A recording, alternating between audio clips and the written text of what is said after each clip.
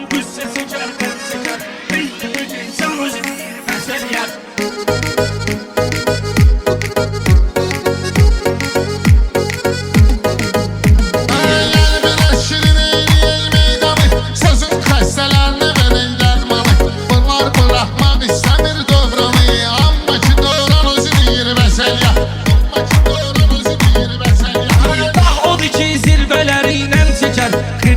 Da başka bir alem çeker. Ne kadar adam qüssə çeker, qəm çeker.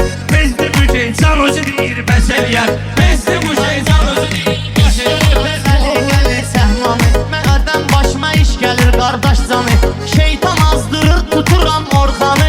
Axırda şeytan özü deyir bəs eləyər. Axırda şeytan özü deyir. Ağzı olmayıb espri del girməyə, sındırarıq yüzünü də bir kəlməyə. Sən doladı qırıb eləyir türməyə.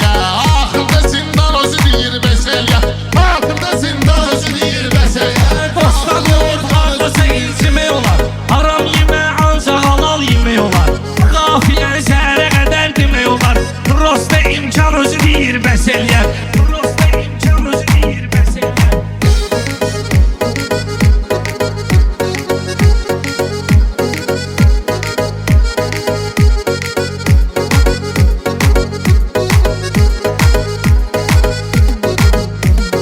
Mən heyranam hala baxan insanlara, qabağa gedib dala baxan insanlara, Quranı açıb fala baxan insanlara. Axırda Quran özü deyər bəs eləyər.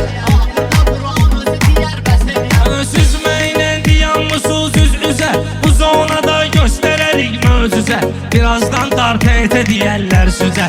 Köne Qatercan özü deyir bəs eləyər. Köne Qatercan özü deyir bəs eləyər. Bu Orxan sözün sənə örnəkdisin. Bu adətdir ki şair istəydisin. Sən niyə gözləyirsən ki beydisin? Elə sənə Orxan özü deyir bəs eləyər. Elə sənə Orxan özü deyir bəs eləyər. İcazə ver meydanı getirim sana. Mən də gəlmişəm təbəhandan hana. Orxan kimdir qulaq asın Orxana. Deyəndə aslan özü deyir bəs eləyər. Deyəndə aslan özü deyir bəs eləyər. Düşmüşəm götür qoya, şair odur şairə hörmət qoya. Nicat bunları nahar çağırdım toya. Bir də Qəzəlxan özü deyir bəs eləyər.